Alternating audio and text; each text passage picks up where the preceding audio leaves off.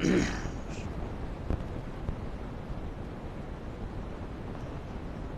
الحمد لله نحمده ونستعينه ونستغفره ونعوذ بالله من شرور أنفسنا ومن سيئات أعمالنا من يهده الله فلا مضل له ومن يضلل فلا هادي له وأشهد أن لا إله إلا الله وحده لا شريك له وأشهد أن محمدًا عبده ورسوله أما بعد فإن خير الحديث كتاب الله وخير الهدي هدي محمد صلى الله عليه وسلم وشر الأمور محدثاتها وكل محدثة بدعة وكل بدعة ضلالة وكل ضلالة في النار. أعوذ بالله السميع العليم وبوجهه الكريم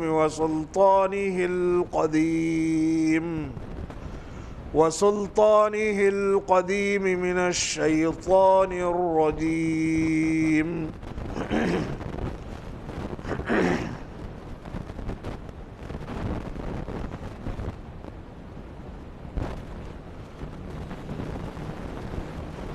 الذين يحملون العرش ومن حوله يسبحون بحمد ربهم ويؤمنون به ويستغفرون للذين آمنوا ربنا وسعت كل شيء رحمة وعلما فاغفر للذين تابوا واتبعوا سبيلك وقهم عذاب الجحيم.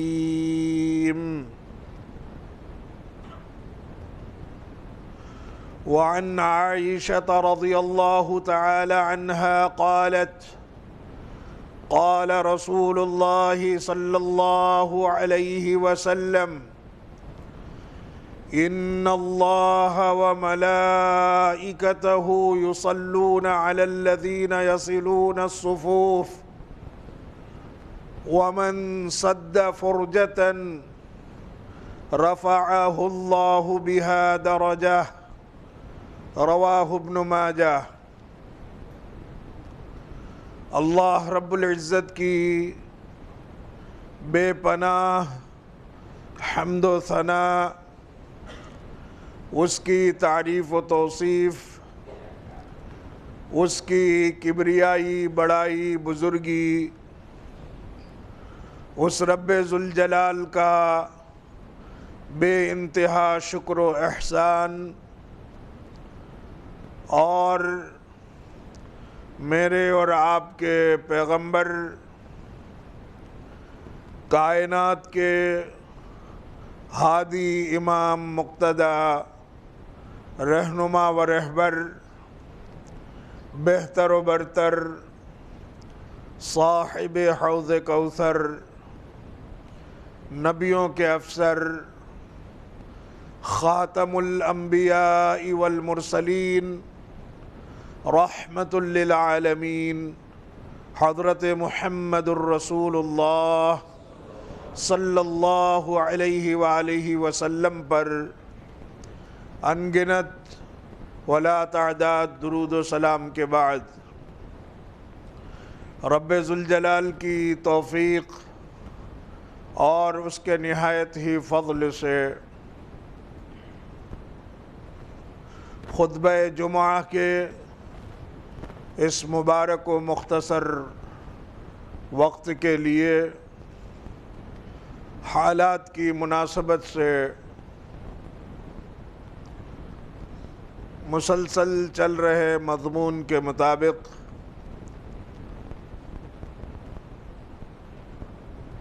سورہ المومن کی 7ویں آیت آپ حضرات کے سامنے پڑھی گئی ہے، اور اسی مناسبت کی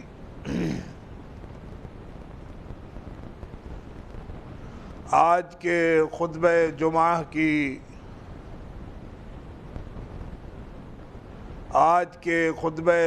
کا ماحصل اور خلاصہ لیے ہوئے نبی رحمت علیہ الصلاۃ والتسلیم کی وہ حدیث جسے اماں عائشہ صدیقہ رضی اللہ تعالی عنہا نے نبی رحمت علیہ الصلاۃ والتسلیم سے سن کر کائنات کے سامنے رکھا، اور جس کو امام ابن ماجہ رحمہ اللہ تعالی نے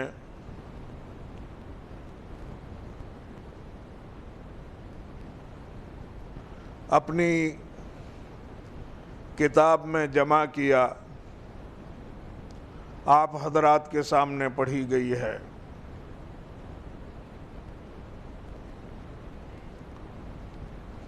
رب العالمین نے پڑھی گئی آیت میں اور رحمت للعالمین نے آپ کی پڑھی گئی حدیث میں بنیادی طور پر اہل ایمان کے لیے فرشتوں کی دعائے رحمت و مغفرت کا تذکرہ کیا ہے۔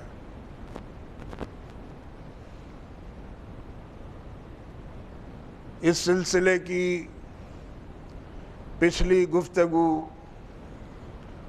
آپ حضرات نے سن رکھی ہے۔ میں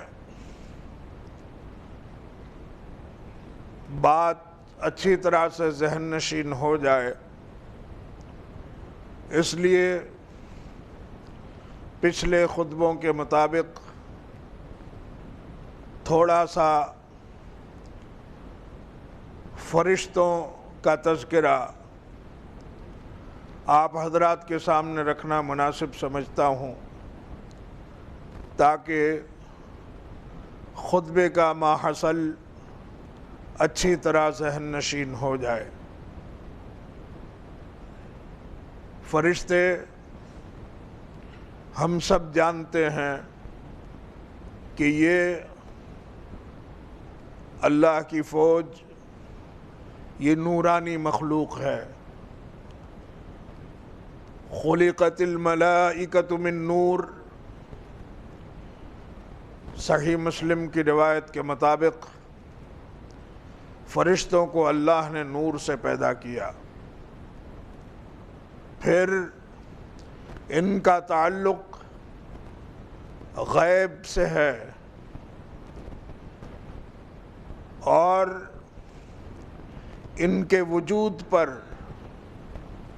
فرشتے ہیں اس بات پر ایمان لانا اتنا ہی ضروری ہے جتنا رب کی ذات پر ایمان لانا ضروری ہے، اور فرشتوں کے وجود پر ایمان رکھنا یہ ہمارے ارکان ایمان کا ایک لازمی اور ضروری جز اور حصہ ہے، اور بغیر فرشتوں کے وجود پر ایمان لائے کائنات کے کسی شخص کا، کسی مرد کا، کسی عورت کا، کسی مائی کے لال کا نہ ایمان معتبر ہے نہ اسلام معتبر ہے۔ پھر یہ فرشتے کتنے ہیں؟ قرآن کریم سے پوچھتے ہیں۔ سورہ المدثر آیت نمبر 31، رب العالمین نے فرمایا وَمَا يَعْلَمُ جُنُودَ رَبِّكَ إِلَّا هُوَ، کائنات میں رب کے سوا ان کی تعداد کو کوئی نہیں جان سکتا۔ اس سلسلے کی کچھ روایتیں آپ نے سن لی ہیں ان کے تعداد کے تعلق سے۔ ترمذی کی صحیح حدیث کے مطابق کونین کی رحمت اور دارین کی سعادت نے بتلایا، اپنے آنکھوں دیکھے حال کو کائنات کے سامنے رکھا۔ نبی رحمت علیہ الصلوۃ والتسلیم نے فرمایا، میں نے آسمانوں کو دیکھا، ما فیہا موضع 4 اصابع الا وملک واضع جبہتہ ساجدا للہ۔ میں نے سارے آسمان میں 4 انگلیوں کے برابر بھی، اتنی سی جگہ بھی ایسی نہیں دیکھی جہاں کوئی نہ کوئی فرشتہ رب کے حضور اللہ کے سامنے سجدہ ریز نہ ہو۔ 4 انگل بھی، 4 انگلیوں کے برابر بھی اتنی جگہ خالی نہیں ہے۔ آپ تعداد سوچ سکتے ہیں۔ پھر ان کا وصف کیا ہے؟ ایک آیت سن لیجئے۔ پہلی آیت تو خطبے کے شروع میں پڑھی گئی ہے، سورہ المومن آیت نمبر 7۔ رب کبریا نے فرمایا، یسبحون بحمد ربہم ویؤمنون بہ۔ یہ فرشتے، ان کا کام ہی یہ ہے، ہر آن ہر پل رب کی ذات پر مکمل ایمان کے ساتھ وہ اللہ کی تسبیح بیان کیے جا رہے ہیں۔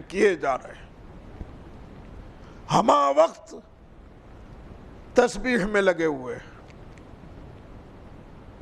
اور سورہ التحریم آیت نمبر 6 میں ارشاد فرمایا، لا يعصون اللہ ما امرہم وَيَفْعَلُونَ مَا يُؤْمَرُونَ۔ یہ فرشتے کہ ان سے کوئی گناہ ہو ہی نہیں سکتا، وہ کوئی گناہ کرتے ہی نہیں ہیں، بے گناہ مخلوق۔ وَيَفْعَلُونَ مَا يُؤْمَرُونَ، اللہ نے جو ڈیوٹی سونپ دی، جو کام سونپ دیا، جس پر مامور کیا اس پر لگے ہوئے۔ اب ان کی دعا کی حیثیت کیا ہے؟ ظاہر سی بات ہے، جو مخلوق ہما وقت تسبیح، تحمید اور اللہ کی بڑائی اور پاکی میں لگی ہوئی ہے، سجدہ ریز ہے۔ آپ نے سن رکھا ہے، کونین کی رحمت اور دارین کی سعادت نے فرمایا کہ رب سے بندے کی سب سے قریبی حالت سجدے کی حالت ہوتی ہے۔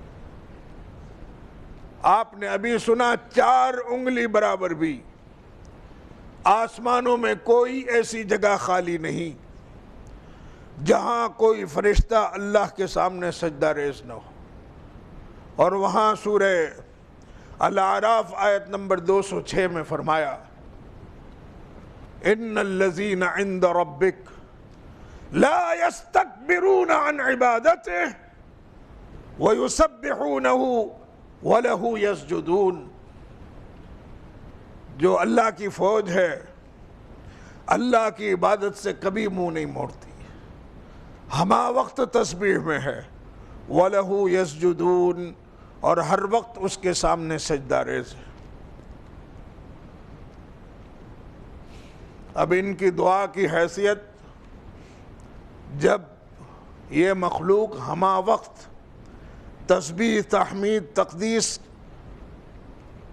اللہ کی پاکیزگی میں لگی ہوئی ہے، سجدہ ریز ہے، اور پھر رب نے فرمایا بے گناہ مخلوق، تو ان کی دعا اس قابل ہے کہ وہ سب سے پہلے رب کی بارگاہ سے قبول ہو کر آئے۔ اس کا موٹا سا مطلب ہے کہ فرشتے مستجاب الدعوات ہیں۔ کیا ہیں؟ مستجاب الدعوات، جن کی کوئی دعا رب کے یہاں سے خالی نہیں پھرتی، اس پہ شرف قبولیت کا ٹھپا لگتا ہے، مہر لگتی ہے۔ اب آئیے اس طرف، ایک بات تو طے ہے اتنی تمہیدی گفتگو سے کہ جن کی کتاب نصیب میں فرشتوں کی دعائے رحمت و مغفرت آ گئی، لکھ دی گئی، ان کا بیڑا پار ہے، ان کا بیڑا انشاءاللہ۔ لیکن وہ کون سے خوش نصیب لوگ ہیں، یا وہ کون سے کام ہیں، اعمال ہیں، جن کے کرنے کے صلے اور بدلے کے طور پر فرشتوں کی دعائے رحمت و مغفرت ہم جیسے لوگوں کو، گنہگاروں کو نصیب ہوتی ہے۔ میں نے اس سلسلے میں آپ کو بتلایا تھا کہ 4-5 کام تو سر دست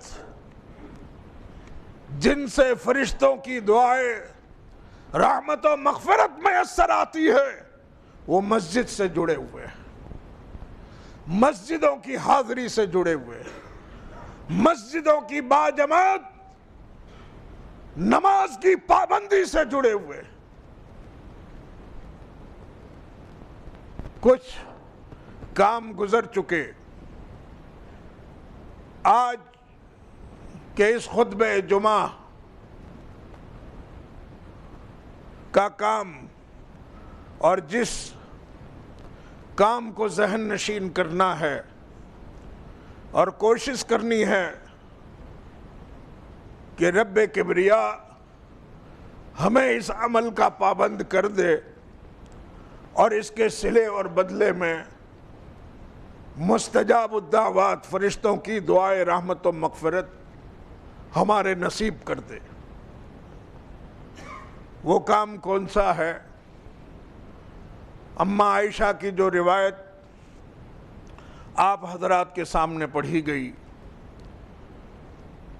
ام المومنین ہماری ماں نے بتلایا کہ رحمت کونین علیہ الصلوۃ والتسلیم نے سمجھایا، ان اللہ وملائکتہ یصلون علی الذین یصلون الصفوف۔ وہ کام ہے صف بندی کا اہتمام، نماز میں صفوں کو درست کرنا، صف بندی کا اہتمام کرنا۔ نبی رحمت علیہ الصلوۃ والتسلیم نے فرمایا، اللہ اور اس کے فرشتے، اللہ بھی اس کے فرشتے بھی ان لوگوں پر، ان لوگوں کے لیے دعائے رحمت و مغفرت کرتے ہیں، رب کی رحمت کی برکھا برستی ہے ان لوگوں پر، یصلون الصفوف، جو صفوں کو جوڑتے ہیں، جو صفوں کو، بولیے تو صحیح، جوڑتے ہیں، کیونکہ یہ ہمیں نصیب نہیں ہے، اس لیے زبان سے نکلتا بھی نہیں، اور اسی لیے محروم تماشا بن کر رب کے مختلف عذاب کا نوالا بنے ہوئے ہیں، پھر بھی حالات نے ہمیں کچھ بھی سمجھنے پر آمادہ نہیں کیا ہے۔ ان اللہ وملائکتہ یصلون علی الذین یصلون الصفوف، ان لوگوں پر رب کی رحمت کی برکھائیں برستی ہیں، رب کے فرشتے ان کے لیے دعائے رحمت و مغفرت کرتے رہتے ہیں جو صفوں کو جوڑتے ہیں۔ میں نہیں کہتا جس کا کلمہ پڑھ کر ہم اپنے آپ کو مسلمان کہلاتے ہیں، محمد الرسول اللہ صلی اللہ علیہ وسلم نے فرمایا صفوں کو جوڑنا کیا ہے۔ اسی حدیث میں وَمَن سَدَّ فُرْجَةً، جس نے خالی جگہ کو پر کیا، خالی جگہ کو، کہاں ہے یہ خالی جگہ؟ اپنے اور اپنے بھائی کے بیچ میں، دونوں کے پیروں کے بیچ میں، دونوں کے کندھوں کے بیچ میں، دونوں کے گھٹنوں کے بیچ میں۔ کونین کی رحمت نے صف بندی کس کو کہتے ہیں، صف کو جوڑنا کس کو کہتے ہیں؟ نبی رحمت نے بتلایا وَمَن سَدَّ فُرْجَةً، جس نے خالی جگہ کو صف میں پر کیا، رفعہ اللہ بہا درجہ، ایک تو اللہ رسول ان پر صلاۃ بھیجیں گے، دعائے رحمت و مغفرت فرشتوں کی ملے گی، رب کی رحمتیں برکتیں ملیں گی، وہیں رب العالمین اس کے بدل ان کے درجات کو بلند فرمائے گا۔ ابن ماجہ کی یہ صحیح ترین روایت، اس سلسلے میں مناسب ہوگا کہ تھوڑی سی دیر صف بندی کو سمجھ لیں۔ ہم نے یہ سمجھا ہے اور اسلام کی نام لیوا جو جماعتیں ہیں انہوں نے یہ سمجھ رکھا ہے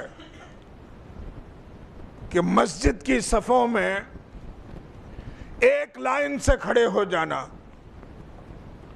آگے پیچھے کوئی نہ نکلے، اس کو صف بندی کہتے ہیں۔ بلا شبہ یہ صف بندی کا ایک حصہ ضرور ہے،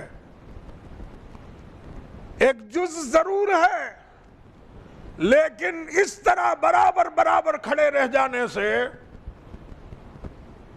صف بندی مکمل نہیں ہو جاتی۔ تو پھر صف بندی کہتے کس کو ہے؟ صف بندی کا اہتمام کیا ہے؟ اس پر اتنا زور کیوں لگایا گیا اور اتنا بڑا صلہ اور بدلہ شریعت نے کیوں ڈکلیئر کیا کہ اللہ بھی اس کے فرشتے بھی صف بندی کرنے والوں پر اتنے مہربان ہیں؟ آئیے مختصر سے وقت میں اس بات کو بھی سمجھ لیتے ہیں۔ صف بندی کہتے کس کو ہیں اور صف بندی کی علامت کیا ہے، پہچان کیا ہے؟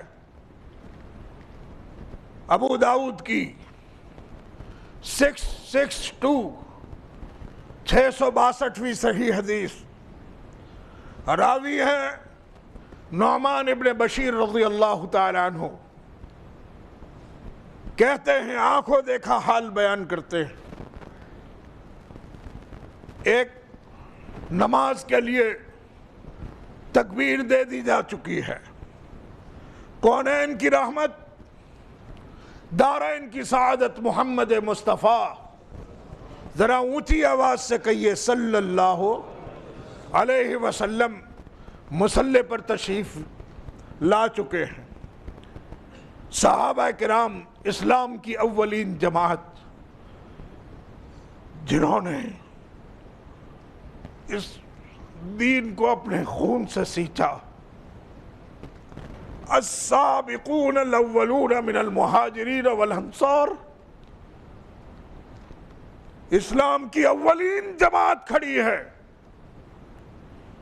نعمان ابن بشیر کہتے ہیں رسول اکرم صلی اللہ علیہ وسلم فاقبل علینا رسول اللہ صلی اللہ علیہ وسلم بوجہ، رسول رحمت علیہ السلام نے ہماری طرف اپنا چہرہ گھما لیا، مصلیوں کی طرف، جیسے میں آپ کے سامنے کھڑا ہوں۔ پھر آپ نے فرمایا اقیموا صفوفکم ثلاثا، پہلی مرتبہ آپ نے کہا لوگو صف درست کر لو، صفوں کو سیدھی کر لو۔ ایک بار کہا صفیں سیدھی نہیں ہوئی، ظاہر بات ہے، تبھی تو آپ نے دوسری تیسری بار کہا نا۔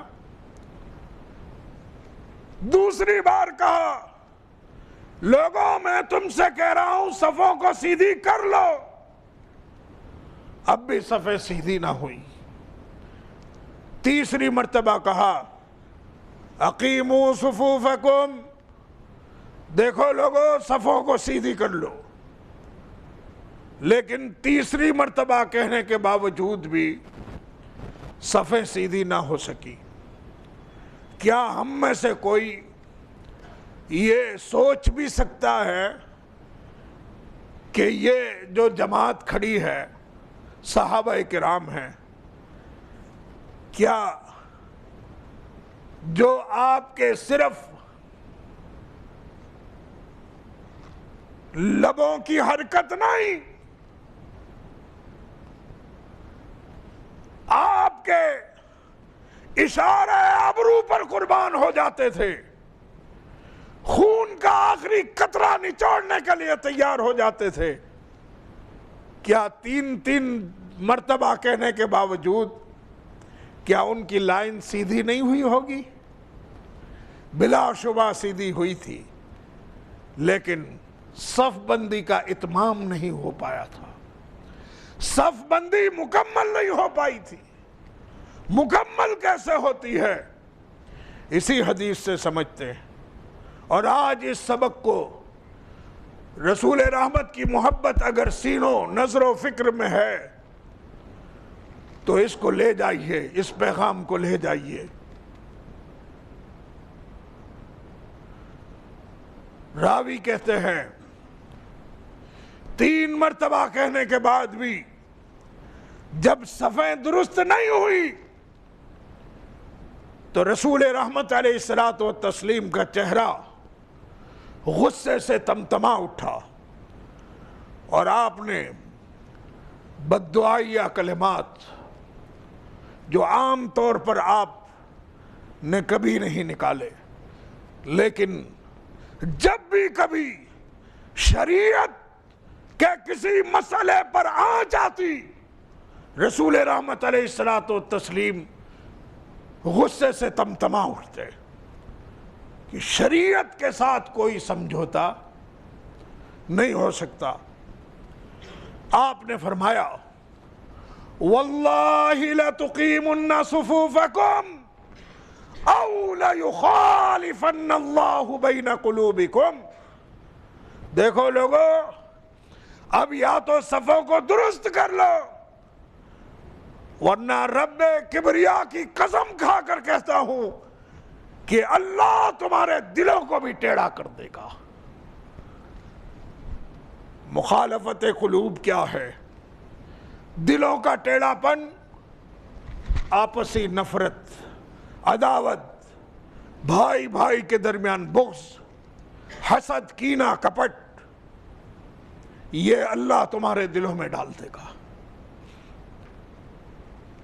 رسول رحمت علیہ السلام کے اس گرم فرمان کے بعد میں آپ کو یہ سمجھانا چاہتا ہوں کہ صف بندی کہتے کس کو ہے؟ راوی نعمان ابن بشیر کہتے ہیں فرأیت الرجل، ابو داؤد 662 نمبر کی صحیح حدیث، لکھ کر لے جائیے، کائنات کا کوئی بڑے سے بڑا عالم، کوئی بڑے سے بڑا مفتی، پیر فقیر مولوی مفتی ملا ملنگو اس حدیث کا انکار نہیں کر سکتا۔ کائنات کی صحیح ترین حدیث، ابو داؤد 662۔ میں بار بار اس لیے کہہ رہا ہوں تاکہ آپ کے ذہن نشین ہو جائے اور بات آپ کی سمجھ میں آ جائے۔ کہتے ہیں فرائیت الرجل، آپ کے اس گرم فرمان کے بعد میں نے ایک ایک آدمی کو دیکھا جو صف میں کھڑے تھے، دائیں بائیں آگے پیچھے۔ کیا کیا انہوں نے؟ یلزق منکبہ بمنکب صاحبہ، اس نے اپنا کندھا اپنے بھائی کے کندھے سے ملا لیا، وَرُكْبَتَهُ بِرُكْبَتِ صَاحِبِهِ، اور اپنا گھٹنا اپنے بھائی کے گھٹنے کے ساتھ ملا دیا، وَكَعْبَهُ بِكَعْبِ صَاحِبِهِ، اور یہ پنڈلی ٹخنا اپنے بھائی کے ٹخنے سے ٹخنا ملا لیا، پیروں کو بالکل جوڑ لیا۔ یہ پوزیشن تبھی ہوتی ہے، پیروں کی چوڑائی کم کیجئے، خود بخود کندھے سے کندھا مل جائے گا، پیر سے پیر ملائیے۔ یہ صف بندی کا اہتمام ہے جو صحابی نے آنکھوں دیکھا حال بیان کیا۔ جب یہ پوزیشن ہو گئی تب کونین کی رحمت اور دارین کی سعادت حضرت محمد الرسول اللہ صلی اللہ علیہ وسلم نے نماز شروع کی۔ یہ ہے صف بندی کا اہتمام۔ ایسے لوگوں کے لیے رب کے فرشتے دعائے رحمت و مغفرت کرتے۔ دوسری حدیث اسی ابو داؤد کی 667 666ویں حدیث، 67ویں 667 حدیث نمبر، رسول رحمت علیہ الصلوۃ والتسلیم نے فرمایا رُصُّوا صُفُوفَكُمْ، لوگوں تم اپنی صفوں کو سیسا پلائی ہوئی دیوار بنا لو۔ یہ دیوار تو سادی ہے، اگر اس پر سیسے کی ڈھلائی ہو جائے تو کوئی شگاف، کوئی خالی پن باقی نہیں رہتا۔ ایسی صف بناؤ۔ پھر آگے چل کر فرمایا کیوں؟ فَأَرَى الشَّيْطَانِ يَدْخُلُ مِنْ خَلَلِ الصَّفِ كَأَنَّهَا الْحَزَفِ، میں دو بھائیوں کے درمیان خالی جگہ سے شیطان کو بکری کے بچے کے مانند پھدک کر نمازی کے آگے جاتا ہوا دیکھ رہا ہوں اور نماز کو خراب کر دیتا ہے۔ کیا مطلب ہے؟ صف بندی کہتے ہیں پیر سے پیر ملا لینے کو، جگہ بند کر دے شیطان کے چور دروازے کو۔ جہاں کہیں بھی عبادات میں، سنن میں، حدود میں، حلال میں، حرام میں، احکام میں، ممانعت میں، جائز میں، ناجائز میں، جتنے بھی چور دروازے ہیں جہاں سے شیطانی قدم اندر داخل ہو سکتے ہیں، شریعت نے وہاں پر شریعت کا مضبوط پہرا بٹھایا ہے تاکہ شیطان دخول نہ کر سکے۔ یہاں بھی یہ پہرا لگایا ہے، سیسا پلائی ہوئی دیوار بن جاؤ۔ تیسری اور آخری فیصلہ کن حدیث، انس ابن مالک رضی اللہ تعالیٰ عنہ اس کے راوی ہیں، ابو داؤد حدیث نمبر 668 668 صحیح ترین حدیث، نبی رحمت علیہ الصلوۃ والتسلیم نے فرمایا سووا صفوفکم، دیکھو لوگو تم اپنی صفوں کو درست کر لو۔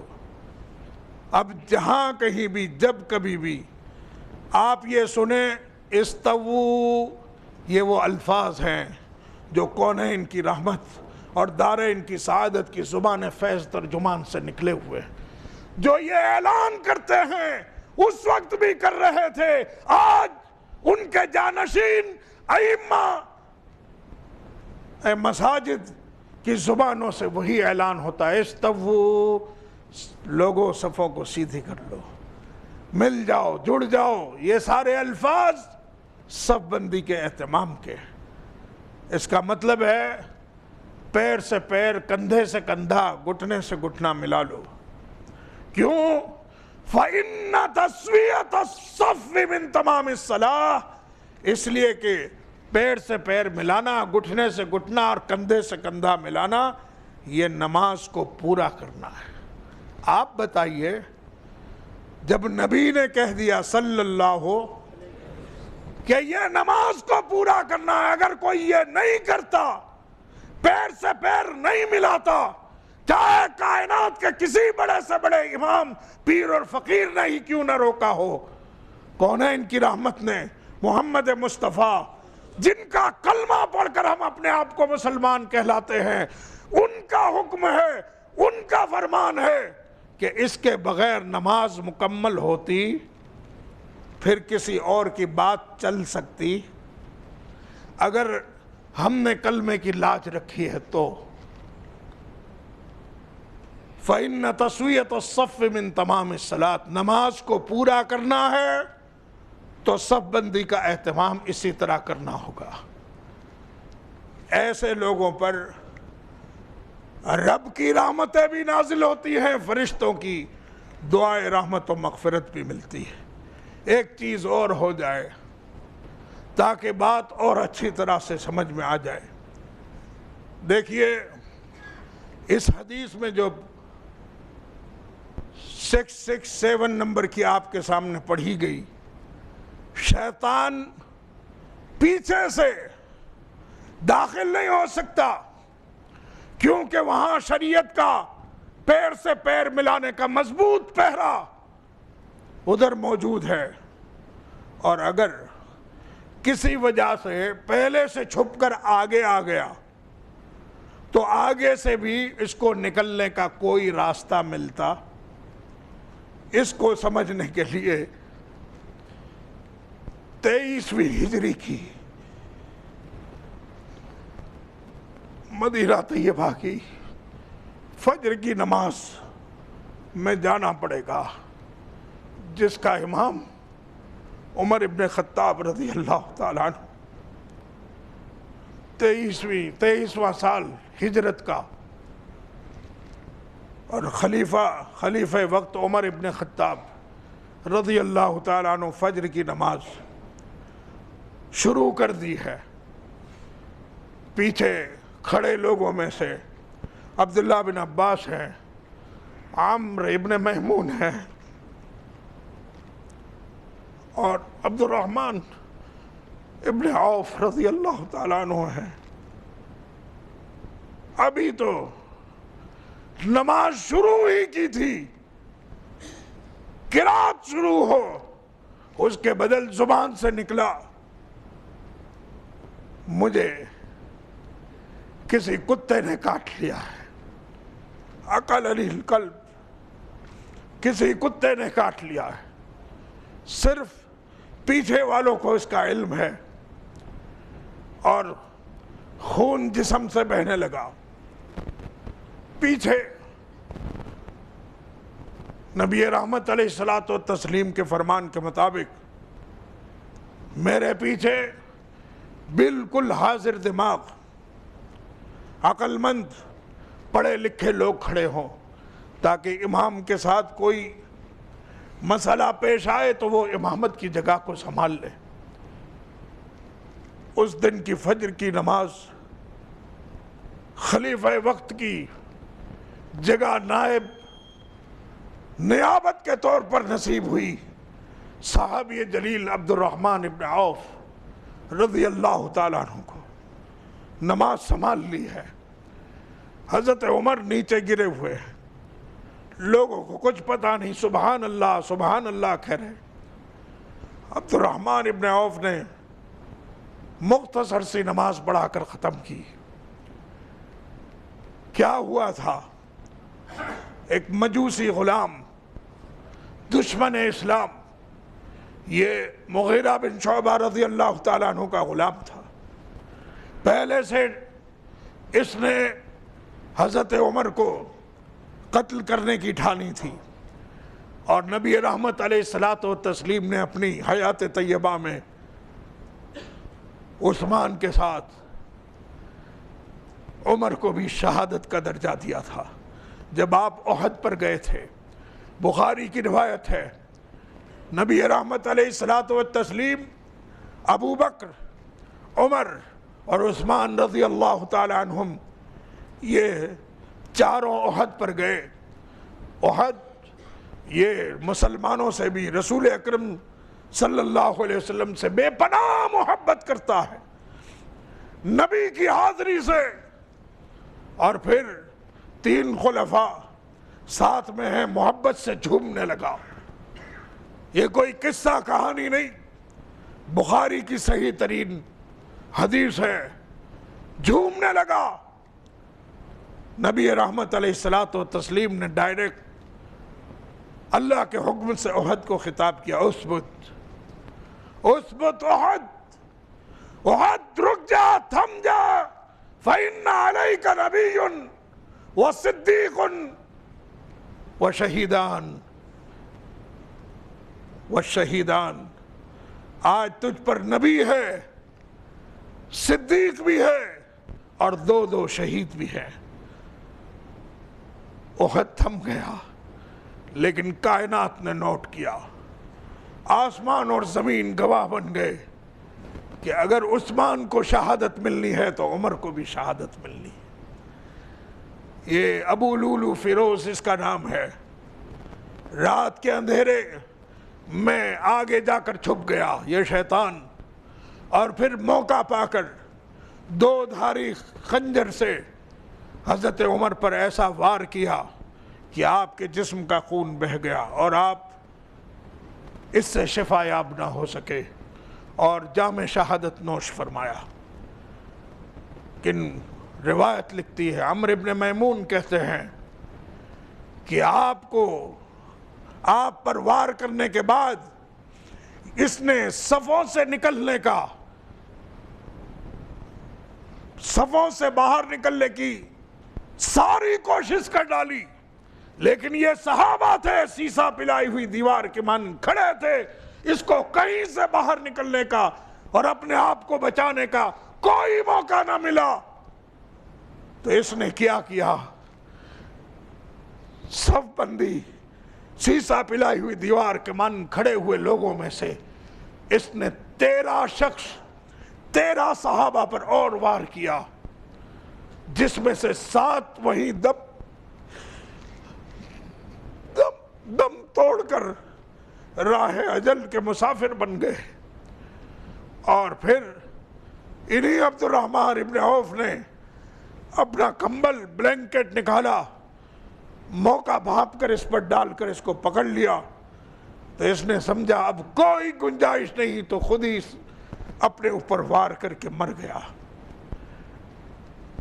یہ واقعہ بتلاتا ہے، حدیث بتلاتی ہے، جب سیسا پلائی ہوئی دیوار بن جاؤ گے صف بندی میں، نہ پیچھے سے شیطان آ سکتا ہے، نہ آگے سے شیطان تمہاری صفوں کو توڑ سکتا ہے۔ اور آخری بات، یہ جو حدیث ہے اماں عائشہ کی، ابن ماجہ کی، جو آپ کے سامنے پڑھی گئی، اللہ اور اس کے فرشتے ان لوگوں پر صلات بھیجتے ہیں، فرشتے دعائے رحمت و مغفرت کرتے ہیں جو صفوں کو جوڑتے ہیں، سب بندی کا اہتمام کرتے ہیں۔ یہ دعا کن کے نصیب میں آئے گی؟ اب بولو تو صحیح، جو با جماعت مسجد میں نماز پڑھنے کے لیے آئیں گے۔ سب بندی کون کرے گا؟ جو نماز کے لیے مسجد آئے گا، اللہ کے گھر کو آباد کرے گا، وہ سب بندی کرے گا۔ جن کو نماز ہی نہیں پڑھنی ہے اور پڑھنی ہے با جماعت مسجد میں آ کر نہیں پڑھنی، سب بندی کا اہتمام ان کو نصیب نہیں ہو سکتا۔ اور جب سب بندی کا اہتمام نصیب نہ ہوا تو رب کے فرشتوں کی دعائیں رحمت و مغفرت بھی ان کے نصیب میں آ سکتی۔ وآخر دعوانا ان الحمدللہ رب العالمین۔ رب کبریا سے دعا کرتا ہوں رب العالمین ہم سے وہ کام کروائے جس سے وہ راضی ہوتا ہو، ان کاموں سے بچائے جو اس کی ناراضگی اور عذاب کا سبب بنتے ہوں۔ اقول قولی ھذا واستغفر اللہ لی ولکم۔